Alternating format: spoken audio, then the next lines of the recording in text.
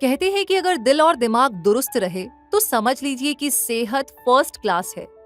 ये सही भी है क्योंकि हार्ट और ब्रेन हमारी बॉडी के वाइटल ऑर्गन्स जो है, वाइटल यानी ऐसे ऑर्गन्स हैं जिनका सही तरह से फंक्शन करना हमारे सर्वाइवल के लिए जरूरी है।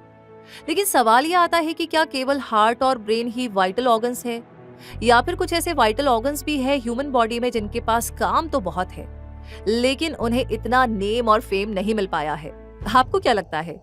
चलिए इसका जवाब ढूंढने के लिए बॉडी के उस ऑर्गन का नाम बता दीजिए जो लार्जेस्ट इंटरनल ऑर्गन है और जिसमें रीजनरेशन की कैपेसिटी भी है, और हाँ, वो ह्यूमन बॉडी का एक वाइटल ऑर्गन भी है। तो बॉडी का लार्जेस्ट इंटरनल ऑर्गन है लीवर यानी यकृत। इसे जानते तो है ना आप, सुना ही होगा। लीवर हर वर्टिब्रेट में मिलता है, मतलब ऐसे एनिमल्स में जिनमें बैकबोन होती है यानी स्पाइनल कॉर्ड, जैसे कि मैमल्स, बर्ड, रेप्टाइल्स, फिश और हम ह्यूमंस में। हाँ, और यही वो ऑर्गन है जिसमें रीजनरेशन की काबिलियत भी है। इसे बॉडी का सेकंड लार्जेस्ट ऑर्गन कहा जाता है क्योंकि बॉडी का लार्जेस्ट ऑर्गन तो स्किन है और इसके बाद नंबर आता है लीवर का। अब यहाँ पर कंफ्यूज मत होना क्योंकि लीवर सेकंड लार्जेस्ट ऑर्गन और लार्जेस्ट इंटरनल ऑर्गन है। तो देखिए, लीवर ही है वो बिहाइंड द सीन वर्क करने वाला स्टार ऑर्गन जिसे नेम और फेम से कोई खास लगाव नहीं है, या शायद वो इस तरफ ध्यान ही नहीं दे पाता क्योंकि उसके पास तो लगभग 500 एक्टिविटीज है पूरी करने के लिए। सुनने में थोड़ा अजीब लगा होगा ना कि 500 फंक्शंस एक ऑर्गन कैसे पूरा कर सकता है, लेकिन ये ऑर्गन तो करता है भाई। लगता है बहुत ही ज्यादा हार्ड वर्किंग है। कहीं ये हमारा कोई खास दोस्त तो नहीं है जो दोस्ती निभाने के लिए कमिटेड है? तभी तो हमारी बॉडी की प्रॉपर फंक्शनिंग के लिए केमिकल फैक्ट्री की तरह काम करना भी इसे मंजूर है। ये बॉडी में 500 केमिकल फंक्शंस जो करता है, ब्लड में ज्यादातर केमिकल लेवल्स को यही रेगुलेट करता है, इसलिए इसका एक फेमस नाम केमिकल फैक्ट्री भी पड़ गया है। सैकड़ों फंक्शंस को एक के बाद एक पूरा करने में लगा रहने वाला हमारा दोस्त लीवर एक कॉम्प्लेक्स और क्रिटिकल ऑर्गन है जो मेटाबॉलिज्म, इम्यूनिटी, डाइजेशन और डिटॉक्सिफिकेशन जैसे इंपॉर्टेंट फंक्शंस को अंजाम देता है। और एनर्जी को स्टोर करके रखने वाला स्टोर हाउस भी लीवर ही तो चलाता है। कमाल की बात यह है दोस्तों कि अपने इन सारे एफर्ट्स की भनक हमें लगने ही नहीं देता। ये इसके होने की हमें कोई खबर हो या ना हो, ये इस बात को दिल पर लेता ही नहीं और ना ही बार बार सोच सोच कर अपने दिमाग को थकाता है। लगता है लीवर का दिल ना बहुत बड़ा है और इसका दिमाग भी बहुत शार्प है, क्योंकि तभी तो ये इतना सब कुछ इतना परफेक्टली कर सकता है। अब भले ही आप लीवर को बॉडी का सीईओ ना कहे, लेकिन डाइजेस्टिव सिस्टम में तो इसका बहुत रुतबा है और वहाँ इसे स्टार ऑर्गन भी कहा जाता है, क्योंकि लीवर डाइजेस्टिव सिस्टम का एक ऐसा पार्ट है जो बाइल का प्रोडक्शन करके फूड को एनर्जी में कन्वर्ट करने में हेल्प करता है, जो वाकई में एक इम्पॉर्टेंट रोल है। और बस इतना ही नहीं, लीवर ब्लड को फिल्टर भी करता है। ये सुनकर शायद आप थोड़े से कंफ्यूज हो गए हो कि ये काम तो किडनी का है, तो चलिए इस कंफ्यूजन को दूर करते हैं। तो देखिए, लीवर और किडनी की आपस में ना जुगलबंदी है। दोनों का पर्पस बॉडी से टॉक्सिन्स को बाहर निकालना होता है। वाह, वाकई में कितना अच्छा पर्पस है इनका। काश हम भी ना इनसे कुछ सीख ले पाते, अपनी जिंदगी की टॉक्सिक नेगेटिविटी को अपने मन से बाहर निकाल पाते। हालांकि अभी देर नहीं हुई है, आप ये काम आज और अभी से भी शुरू कर सकते हैं। खैर चलिए, टॉक्सिन्स को बॉडी से आउट करने के लिए ये दो ऑर्गन्स क्या करते हैं ये भी जानते हैं। डिटॉक्सिफिकेशन और वेस्ट रिमूवल के लिए लीवर टॉक्सिन्स को बाइल और यूरिया में तोड़ देता है। अब बाइल तो डाइजेस्टिव ट्रैक्ट के थ्रू बॉडी से बाहर भेजा जाता है जो स्टूल की फॉर्म में होता है। और यूरिया का क्या? तो पहले तो लीवर बहुत हार्मफुल नाइट्रोजनस वेस्ट अमोनिया को लेस टॉक्सिक यूरिया में कन्वर्ट करता है। ये यूरिया ब्लड स्ट्रीम के थ्रू किडनीज में भेजा जाता है जहां इसे अदर टॉक्सिक वेस्ट के साथ यूरिन के फॉर्म में बाहर निकाला जाता है। और इस तरह अब तो आप समझ गए होंगे कि लीवर और किडनी मिलकर के टॉक्सिन्स को कैसे रिमूव करते हैं। चलिए अब इस डाउट के क्लियर होने के बाद आगे बढ़ते हैं, क्योंकि लीवर अपने बारे में बताने के लिए बहुत ज्यादा एक्साइटेड है। तो हम भी तो कुछ कम एक्साइटेड नहीं है लीवर को जानने के लिए, क्योंकि इतने सारे सवाल होते हैं हमारे जहन में जब हमें गैस होती है, ब्लोटिंग होती है, कॉन्स्टिपेशन होता है और खाना पीना, उसके बिना तो हम जी ही नहीं सकते। इसलिए लीवर के बारे में जानना बहुत जरूरी है। तो जानते हैं कि लीवर हमारी बॉडी में कहाँ रहता है, कैसा दिखाई देता है, साइज और वजन क्या होता है इसका, और क्या हम इसे टच करके देख सकते हैं? तो इसका जवाब ये है कि ह्यूमन बॉडी में यानी हमारी बॉडी में एब्डोमिनल कैविटी के अपर राइट हैंड पोर्शन में इसकी लोकेशन होती है और डायफ्राम के जस्ट नीचे ये रहता है। अब आगे देखिए कि लीवर के नीचे गॉल ब्लैडर रहता है, जो अपने साथ ही ऑर्गन्स पैंक्रियाज और इंटेस्टाइन के साथ मिलकर के लीवर की हेल्प करता है ताकि फूड का डाइजेशन, एब्जॉर्प्शन और प्रोसेसिंग सही तरीके से हो जाए। लगता है लीवर को अकेले काम करने के अलावा अदर नेबर ऑर्गन्स के साथ मिलकर के काम करने में भी बड़ा मजा आता है। जी हाँ, ये फ्रेंडली लीवर एक रफली ट्रायंगुलर शेप में होता है। इसका कलर रेडिश ब्राउन होता है और टच करने पर ये बड़ा ही सॉफ्ट और स्पॉन्जी लग सकता है। अब क्योंकि लीवर इतना सॉफ्ट और स्पॉन्जी ऑर्गन है तो इसे प्रोटेक्ट करने के लिए इसके ऊपर कनेक्टिव टिश्यूज की एक लेयर रहती है जो इसे कवर करती है। इसे ग्लिसन्स कैप्सूल कहते हैं। और पेरिटोनियम का एफर्ट भी कुछ कम नहीं होता, जो लीवर को उसकी जगह पर होल्ड रखने में हेल्प करने वाली मेम्ब्रेन है और फिजिकल डैमेज से लीवर को प्रोटेक्ट भी करती है। लीवर को प्रोटेक्ट करने के भी पुख्ता इंतजाम है, सही है, लेकिन बाहर से सॉफ्ट और स्पॉन्जी दिखना लीवर का पूरा सच नहीं है, क्योंकि असल में तो ये बॉडी का लार्जेस्ट सॉलिड इंटरनल ऑर्गन है। सॉलिड ऑर्गन मतलब ये स्टमक और स्मॉल इंटेस्टाइन की तरह खोखला या होलो नहीं होता। तो फिर अब इसके साइज और वजन के बारे में पता करते हैं। तो लीवर का साइज तो एक फुटबॉल जितना तो होता ही है और इसका वजन एक एडल्ट में 1.5 किलोग्राम होता है, जिसे हम 3 to 3.5 पाउंड्स भी कह सकते हैं। और एक एडल्ट के बॉडी वेट का अराउंड 2% वेट लेता है ये मेहनती लीवर। अब इसके बारे में इतना कुछ जानने के बाद अगर हम बॉडी में इसकी लोकेशन पर टच करके इसे महसूस करना चाहे तो नॉर्मली हम ऐसा नहीं कर पाएंगे, क्योंकि ये रिबकेज में प्रोटेक्टेड रहता है। तो इसी बात पर अब जरा ये बताइए कि ह्यूमन बॉडी की लार्जेस्ट ग्लैंड के बारे में क्या आप जानते हैं? अरे यही तो है वो लीवर। जी हाँ, इससे पहले आप कंफ्यूज हो, बिल्कुल आपने ठीक पहचाना। लीवर एक ऑर्गन होने के अलावा ग्लैंड भी है, क्योंकि ये प्रोटीन्स और हार्मोन्स बनाने का काम भी करता है। ये sex hormones, thyroid hormones, cortisone और अदर एड्रिनल हार्मोन्स के बैलेंस को रेगुलेट करने में हेल्प करता है, इसलिए इसे ग्लैंड भी कहा जाता है। और इस तरह लीवर लार्जेस्ट इंटरनल ऑर्गन भी हो गया और लार्जेस्ट ग्लैंड होने का अवार्ड भी इसे मिल गया। तो इसी खुशी में लीवर को अब जरा थोड़ा और करीब से देखा जाए। तो देखिए, लीवर को ऊपर से देखते हैं तो इसमें 2 लोब नजर आते हैं, राइट लोब और लेफ्ट लोब। इन्हें देखकर ये भी साफ पता चलता है कि राइट लोब बहुत ज्यादा बड़ा है और लेफ्ट लोब से 5 से 6 गुना तक लार्ज है। लेकिन जब नीचे से लीवर को देखते हैं तो इसमें 4 लोब दिखाई देते हैं, जिनमें से 2 लोब तो राइट और लेफ्ट लोब हो गए और बाकी के 2 लोब होते हैं कॉर्डेट लोब और क्वाड्रेट लोब। ये दोनों लोब काफी छोटे होते हैं। इसका मतलब लीवर के 2 मेन लोब तो राइट और लेफ्ट लोब ही होते हैं और इन दोनों लोब्स को सेपरेट करता है फल्सीफॉर्म लिगामेंट, जो लीवर को एब्डोमिनल वॉल से कनेक्ट भी करता है। लीवर के लोब्स आगे चलकर 8 सेगमेंट्स में डिवाइड होते हैं, जो हजारों लॉब्यूल्स से बने होते हैं।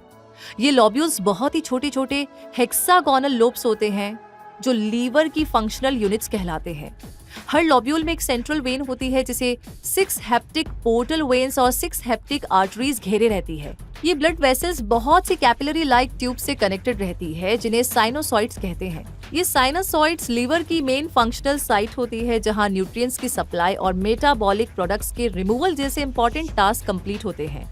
हर एक साइनोसॉइड में कफर सेल्स पाई जाती है, जिन्हें हम इम्यून सेल्स भी कहते हैं, क्योंकि ये साइनोसॉइड से गुजरने वाली ओल्ड और डैमेज्ड रेड ब्लड सेल्स को यानी कि आरबीसी को पकड़कर उन्हें तोड़ती है और खत्म कर देती है।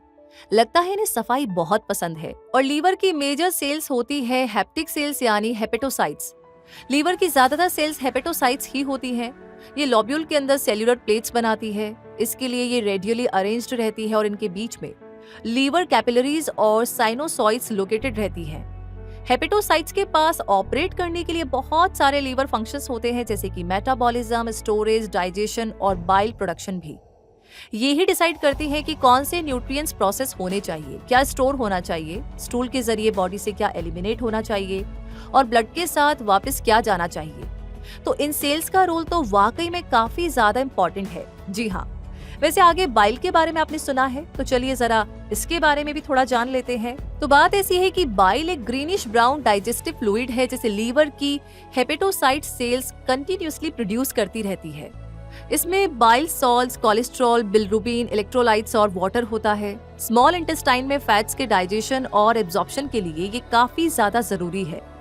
लीवर हर दिन अप्रॉक्स 1 लीटर बाइल मैन्युफैक्चर करता है, जो स्मॉल इंटेस्टाइन में जाता है और हर फैट्स के ब्रेकडाउन में हेल्प करता है, ताकि इसका यूज एनर्जी की फॉर्म में किया जा सके। अब ये देखिए कि बाइल में बिलिरुबिन पिगमेंट पाया जाता है जो ऑरेंज येलो कलर का होता है और ये ओल्ड रेड ब्लड सेल्स के टूटने पर बनता है।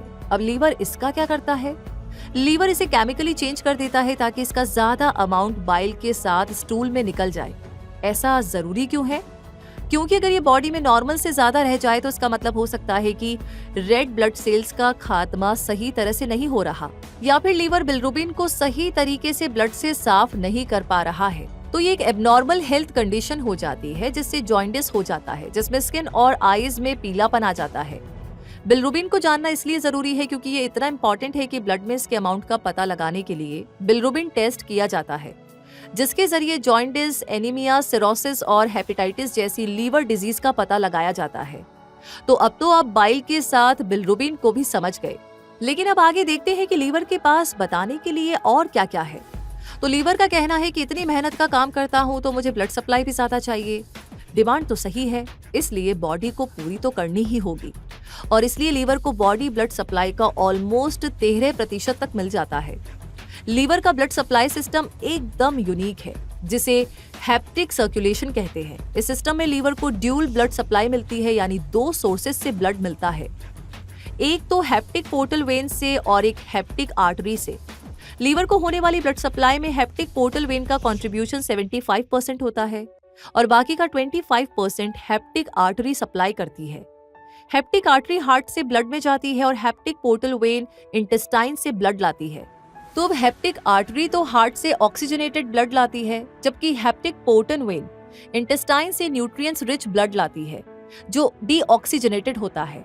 अब लीवर में दोनों तरफ से ब्लड आने के बाद लीवर में चेकिंग होती है, हार्मफुल चीजों को फिल्टर करके हटाया जाता है, यानी टॉक्सिन्स और बैक्टीरिया को ब्लड में से रिमूव किया जाता है और एक्स्ट्रा थिंग्स जैसे ग्लूकोज की ज्यादा मात्रा और एमिनो एसिड, न्यूट्रिएंट्स और वाटर को स्टोर किया जाता है। इसके बाद क्लीन हो चुका ब्लड हेप्टिक वेन्स के थ्रू लीवर से बाहर आता है और इंफीरियर वेना कावा जो बॉडी की लार्जेस्ट वेन होती है उसके जरिए हार्ट में पहुंचा जाता है ताकि हार्ट उस क्लीन ब्लड का यूज कर सके। तो कहने का मतलब बहुत ही गजब का सर्कुलेशन सिस्टम है लीवर के पास। लेकिन बस इतना ही नहीं, ड्यूल ब्लड सप्लाई लेने वाले स्टॉकिंग ऑर्गन के पास ढेरों अमेजिंग और इम्पोर्टेंट टास्क है कंप्लीट करने के लिए। तो हमें उनमें से कुछ मेजर टास्क को तो थोड़ा अच्छे से समझ ही लेना चाहिए। तो चलिए इसकी शुरुआत डाइजेशन से ही करते हैं। मेरा मतलब कुछ खाकर उसे डाइजेस्ट करने से नहीं है, बल्कि डाइजेशन में लीवर के रोल को जानने से है। तो इस बारे में हम पहले ही ये जान चुके हैं कि लीवर डाइजेशन में एक्टिव रोल प्ले करता है क्योंकि ये बाइल बनाता है। असल में लीवर में मौजूद हेपेटोसाइट्स ही बाइल बनाती है। अरे वही लीवर की सुपरवाइजर और मैनेजर सेल्स। जी हाँ, हेपेटोसाइट्स ने बाइल तो बना दिया, लेकिन ये स्मॉल इंटेस्टाइन में फैट डाइजेशन के लिए पहुंचेगा कैसे? तो इसके लिए ऐसी ट्यूब्स होती है जो लीवर और गॉल ब्लैडर के थ्रू बाइल को ले जाती हैं। उन्हें बाइल डक्ट्स कहते हैं। ये बाइल डक्ट्स लार्जर डक्ट से कनेक्टेड होती है और हेप्टिक डक्ट बनाती है। हेप्टिक डक्ट्स 2 होती है जो मिलकर कॉमन हेप्टिक डक्ट बनाती है जो लीवर का सारा बाइल निकाल लेती है। आगे common hepatic duct gall bladder की सिस्टिक डक्ट से जुड़ती है और कॉमन बाइल डक्ट बना लेती है। ये कॉमन बाइल डक्ट ही है जो बाइल को डुडिनम में ले जाती है। ये डुडिनम स्मॉल इंटेस्टाइन का फर्स्ट पार्ट होता है। यहीं तो पहुंचना होता है बाइल जूस, ताकि स्मॉल इंटेस्टाइन में फैट को तोड़ा मरोड़ा जा सके, उसे फैटी एसिड्स में बदला जा सके, जिसे आगे चलकर एनर्जी की फॉर्म में यूज किया जा सके। ये तो बहुत ही जबरदस्त प्रोसेस है ना?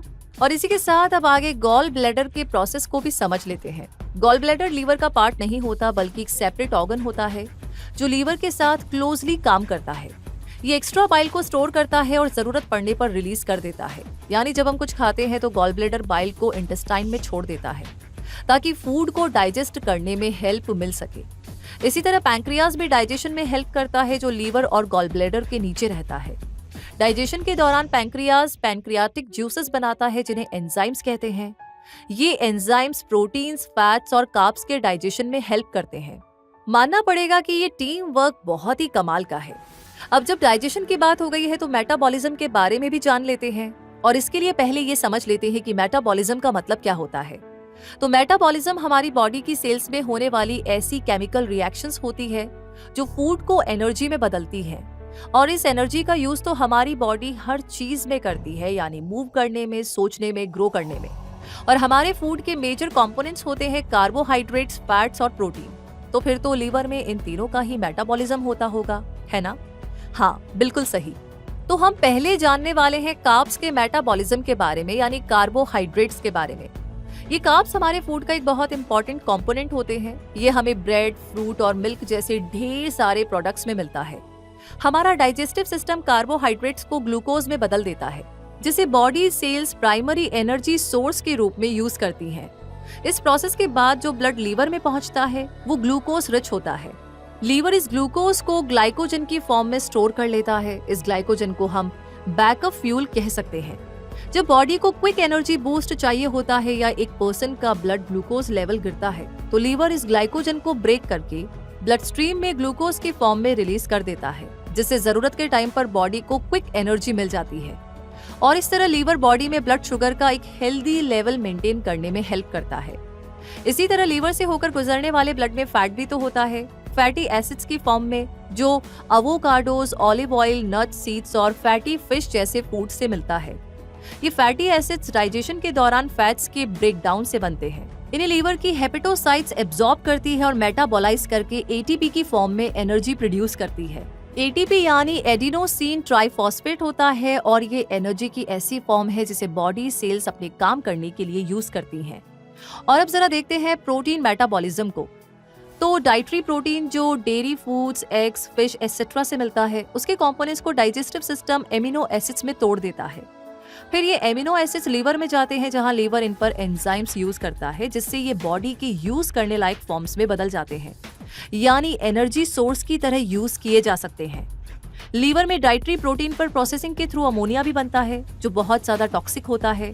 और अब आप जानते हैं कि उसका जल्द से जल्द बॉडी से बाहर निकलना जरूरी होता है। इसलिए लीवर अमोनिया को कम टॉक्सिक यूरिया में कन्वर्ट कर देता है। ये यूरिया आसानी से यूरिन के जरिए बाहर निकाल दिया जाता है। चलो शुक्र है। और इस तरह लीवर कार्ब्स, फैटी एसिड्स और प्रोटीन का मेटाबॉलिज्म करता है, जिससे हमारी बॉडी को फंक्शन करने के लिए एनर्जी मिलती रहती है। कमाल है लीवर का मेटाबॉलिज्म, वाकई में। तो चलिए अब आगे देखते हैं कि लीवर बॉडी में कोलेस्ट्रॉल लेवल्स को भी रेगुलेट करता है, और इसके लिए वो दो काम करता है। कोलेस्ट्रॉल बनाता भी है, जो बॉडी के अदर सेल्स के लिए जरूरी होता है, और एक्सेस कोलेस्ट्रॉल को बाइल सॉल्ट्स में कन्वर्ट भी करता है, ताकि ये बाइल और स्टूल के साथ बॉडी से बाहर निकल जाए। अब जानते हैं डिटॉक्सिफिकेशन के बारे में। तो ये हम पहले जान चुके हैं कि लीवर बॉडी के अदर पार्ट्स तक जाने से पहले ब्लड को क्लीन बना देता है, टॉक्सिन्स फ्री बना देता है, यानी डिटॉक्सिफिकेशन में भी लीवर माहिर है। और सुना है कि ब्रेन की प्रॉपर फंक्शनिंग और लीवर का भी कोई खास कनेक्शन है। तो क्या ये सच है? जी हाँ, ये बिल्कुल सच है। लीवर अमोनिया को रेगुलेट करता है, जो प्रोटीन के डाइजेशन का वेस्ट प्रोडक्ट होता है। लेकिन अगर लीवर फेल हो जाए तो अमोनिया ब्लड स्ट्रीम में जमा हो सकता है और ब्रेन तक जा सकता है। ऐसा होने पर ब्रेन में सूजन आ जाती है, जो स्कल में प्रेशर डालती है, जिससे ब्रेन डेड हो सकता है, और इस वजह से कोमा की कंडीशन भी आ सकती है और डेथ भी हो सकती है। इसलिए ये क्लियर है कि ब्रेन की प्रॉपर फंक्शनिंग के लिए लीवर की प्रॉपर फंक्शनिंग भी जरूरी है। भाई मान गए। लीवर को तो वाकई सबके साथ मिलकर काम करना बहुत अच्छा लगता है। तो फिर तो ऑर्गन्स के मोहल्ले में लीवर तो सबका फेवरेट होना चाहिए ना। वैसे अब अगला क्या है, यही कि लीवर तो मेडिसिन कन्वर्टर भी है। अब ये कैसे? आइए जरा इसे भी समझते हैं। वो ऐसे कि जब सिरदर्द होने पर या किसी तरह के पेन में मेडिसिन ली जाती है, तो उसे बॉडी डायरेक्टली कंज्यूम नहीं कर सकती। उसे बॉडी के लिए यूजेबल फॉर्म में बदलता है हमारा लीवर, ताकि बॉडी उसे एक्सेप्ट कर सके और पेन में रिलीफ मिले। तो मानना पड़ेगा कि लीवर हमारा एक सच्चा दोस्त है। मतलब मेरे हिसाब से तो है, क्योंकि लीवर के बिना मेडिसिन तो एकदम बेकार होगी। इसलिए कभी अगर मेडिसिन लेनी पड़े तो मेडिसिन लेते टाइम आप लीवर को थैंक्स जरूर कहिए। और आपको शायद पता होगा कि पेन किलर्स ज्यादा नहीं लेने चाहिए, उसका असर लीवर पर पड़ता है। तो आई थिंक ये लॉजिक भी क्लियर है। अब ये देखा जाए कि लीवर महाशय के पास तो प्रोडक्शन का भी काम है, तभी तो ये ब्लड प्लाज्मा के कई वाइटल प्रोटीन कंपोनेंट बनाता है, जैसे प्रोथ्रोम्बिन, फाइब्रिनोजेन और एल्ब्यूमिन। प्रोथ्रोम्बिन और फाइब्रिनोजेन प्रोटीन तो ये ब्लड क्लॉट्स बनाने में हेल्प करते हैं। इन्हीं की बदौलत चोट लगने के बाद थोड़ी देर में ही उस जगह पर ब्लड क्लॉट बन जाता है और खून बहना रुक जाता है। और एल्ब्यूमिन प्रोटीन ब्लड वॉल्यूम को बैलेंस रखता है और एसेंशियल एमिनो एसिड्स को बॉडी में ट्रांसपोर्ट करता है। और इम्यूनिटी में इसके कंट्रीब्यूशन के बारे में हमने पहले ही जान लिया है कि लीवर में मौजूद Kupffer cells dead cells, old damage red blood cells का सफाया कर देती हैं, साथ ही बैक्टीरिया, फंगी और पैरासाइट्स को भी पकड़कर पचा जाती है ताकि हमारे लीवर को, हमारी बॉडी को कोई भी नुकसान ना पहुंचा पाए। कमाल का प्रोटेक्शन है वाकई में। और तो और इसे तो स्टोर हाउस कहा जाना चाहिए, तभी तो ये न्यूट्रिएंट्स को स्टोर करके रखता है। विटामिन ए, डी, ई, के और B12 को स्टोर करता है और आयरन और कॉपर मिनरल्स को भी संभाल कर रखता है ताकि बॉडी को कभी जरूरत पड़े तो कोई परेशानी ना उठानी पड़े और आसानी से इनकी सप्लाई की जा सके। लीवर की क्वालिटी तो मुझे अपनी दादी नानी की याद दिला गई, जो कि घर में सब सामान एक्स्ट्रा में बचा कर रखती थी ताकि कभी अचानक जरूरत पड़ जाए तो फैमिली को दिक्कत ना हो। आपको भी ऐसा ही लगा क्या? कभी फुर्सत से बताइएगा। और अभी तो लीवर के ग्रेट एफर्ट्स से हम कितना ब्लेस्ड है ये जान लीजिए, क्योंकि लीवर में रीजनरेशन की एबिलिटी जो होती है, यही बॉडी का एक ऐसा अकेला ऑर्गन है जिसके पार्ट्स अगर रिमूव या डैमेज हो जाए तो भी ये रीग्रो कर सकता है। अगर हेल्दी लीवर का मिनिमम 25% पार्ट भी बचा हो तो उससे भी पूरा लीवर बन सकता है, यानी कुछ ही महीनों में लीवर ग्रो करके फुल साइज में आ सकता है। तो मतलब ये तो आउटस्टैंडिंग परफॉर्मेंस है लीवर की। बिल्कुल है। लीवर ग्रो करने की एबिलिटी सारे वर्टिब्रेट्स में होती है, यानी फिश से लेकर ह्यूमंस तक सब इतने लकी है कि उनका लीवर उन पर मेहरबान है। हाँ, लेकिन इस बात से आप ये मत समझ लेना कि लीवर की परवाह करने की जरूरत ही नहीं है, क्योंकि लीवर के बारे में इतना कुछ जानने के बाद अब आप भी जानते हैं कि हेल्दी लीवर बॉडी के लिए कितना ज्यादा जरूरी है। इसलिए इसका अच्छे से ख्याल रखिए। और अब ये बताइए कि लीवर के बिना सरवाइव किया जा सकता है या नहीं? अगर अपनी बॉडी से पूछेंगे तो वो कहेगी एक बहुत बड़ा नो, क्योंकि लीवर के बिना सरवाइव नहीं किया जा सकता। हालांकि इसके एक पार्ट के साथ जिया जा सकता है, लेकिन अगर लीवर हो ही ना तो नहीं जिया जा सकता, क्योंकि लीवर के बिना ब्लड में टॉक्सिन्स, केमिकल और डाइजेस्टिव बाय प्रोडक्ट्स बन जाएंगे। ब्लड का प्रॉपर क्लॉट नहीं बन सकेगा, जिनसे अनकंट्रोल ब्लीडिंग होने लगेगी। बैक्टीरियल और फंगल इन्फेक्शंस के लिए बहुत लो डिफेंस रह जाएगा और ब्रेन में जानलेवा स्वेलिंग भी आ सकती है। इसलिए लीवर के बिना रहना मुश्किल है। लेकिन तब क्या हो जब लीवर फेल हो जाए? तो देखिए, एक्यूट लीवर फेलियर या क्रॉनिक लीवर फेलियर जैसी कंडीशन आ जाए तो लीवर फेल हो सकता है। लेकिन ये कंडीशंस क्या है? तो एक्यूट लीवर फेलियर में लीवर फंक्शन करना बंद कर देता है और ये बड़ी तेजी से होता है, बिना किसी प्री एग्जिस्टिंग लीवर डिजीज के भी। और इसका कॉमन रीजन हेपेटाइटिस वायरस या एसिटामिनोफिनेनिन जैसी ड्रग्स होती है। जबकि क्रॉनिक लीवर फेलियर जो सिरोसिस की वजह से होता है, वो धीरे धीरे लीवर फंक्शंस में गिरावट लाता है। और सिरोसिस एग्जैक्टली क्या होता है? इसका मतलब यह है कि जब धीरे धीरे लीवर टिश्यू का डिस्ट्रक्शन होता जाता है तो हेल्दी लीवर टिश्यू को स्कार टिश्यू रिप्लेस करते हैं और लीवर की नॉर्मल वर्किंग रुक जाती है। इसे ही सिरोसिस कहते हैं। अब ऐसी कंडीशंस में लीवर फेल हो जाए तो ये जरूरी नहीं है कि इससे सफर कर रहे पर्सन की डेथ ही हो जाए, बल्कि लीवर एक और मौका देने में यकीन रखता है, इसलिए ट्रांसप्लांट का ऑप्शन मिल सकता है। लीवर ट्रांसप्लांट का मतलब तो आप समझ ही गए हैं। इस प्रोसेस में डिजीज्ड लीवर को रिमूव कर दिया जाता है और उसे डोनर के हेल्दी लीवर के एक पीस से रिप्लेस कर दिया जाता है।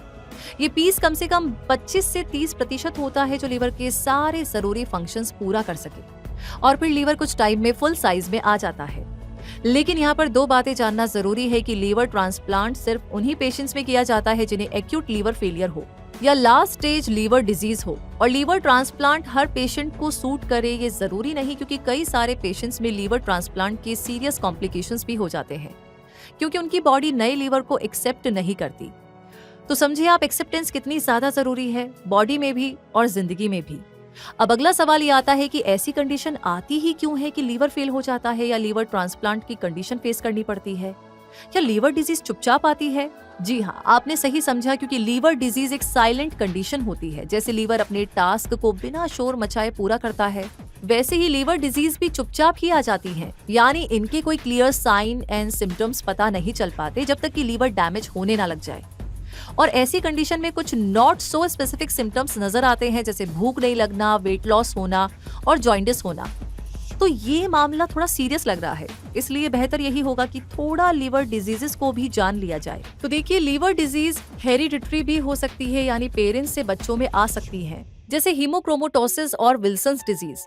हीमोक्रोमोटोसिस में बॉडी फूड से बहुत ज्यादा आयरन अब्सॉर्ब कर लेती है, जो लीवर डिजीज के अलावा हार्ट प्रॉब्लम्स और डायबिटीज का रीजन बन जाता है।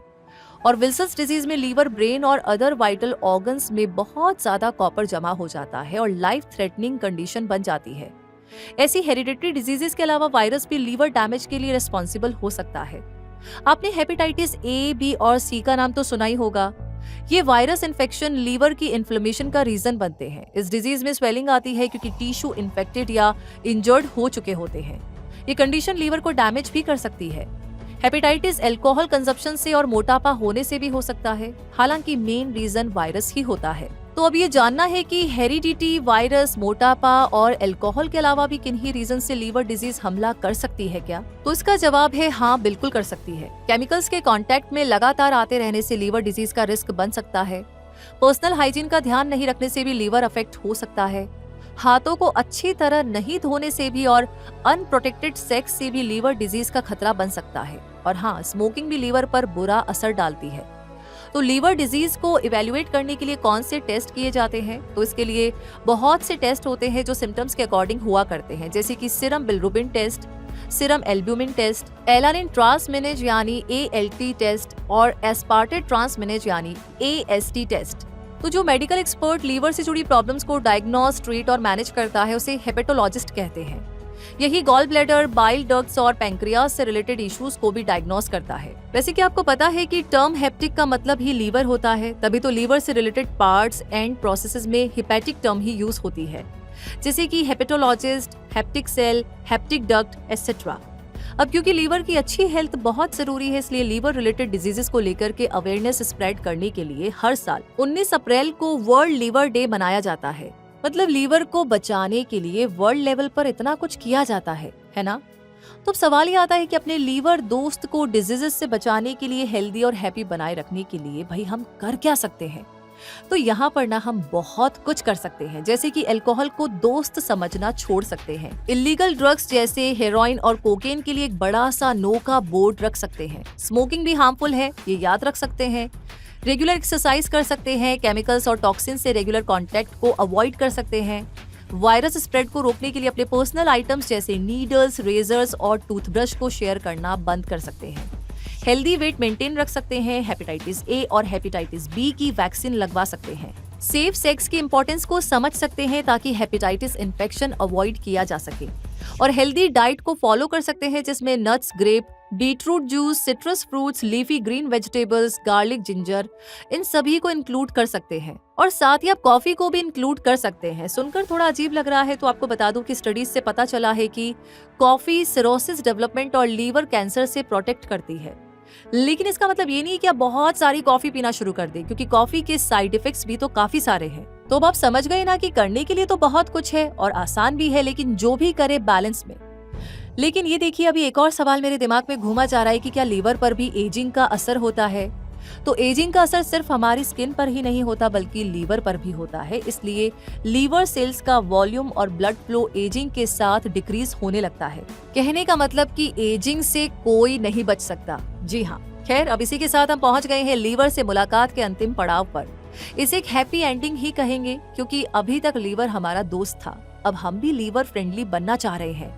तो इसी बात पर जाते जाते जल्दी से रिकॉल कर लीजिए कि लीवर बॉडी का एक ऐसा वाइटल ऑर्गन है जो हमारे लिए न्यूट्रिएंट्स को प्रोसेस करता है, ब्लड को फिल्टर करता है और इन्फेक्शन से लड़ता भी है। तो इसीलिए अपने इस लॉयल दोस्त का ख्याल रखिए। और खाने पीने का ख्याल तो आप रखेंगे, लेकिन आपको अपनी मेंटल हेल्थ का भी ध्यान रखना बहुत जरूरी है, क्योंकि जो इमोशंस आप होल्ड करते हैं उन सब का असर भी आपके लीवर पर पड़ता है, अलग अलग ऑर्गन्स पे पड़ता है। तो फिजिकल हेल्थ के साथ दोस्तों प्लीज मेंटल हेल्थ का भी ध्यान रखें। मेंटल हेल्थ के भी डॉक्टर्स होते हैं, एक्सपर्ट्स होते हैं, उनसे डिस्कस करें। तो बस ये तो रही ध्यान रखने की बात। और आगे अगली बात यही है कि ऐसी अमेजिंग जानकारियां आप पाना चाहते हैं, हमेशा आपको मिलती रहे, तो अभी के अभी साइन अप कीजिए infinitystream.tv पर। फिर मिलते हैं बहुत जल्दी ही अपने किसी खास से एक खास मुलाकात में। तब तक के लिए आप सभी से कहूंगी धन्यवाद।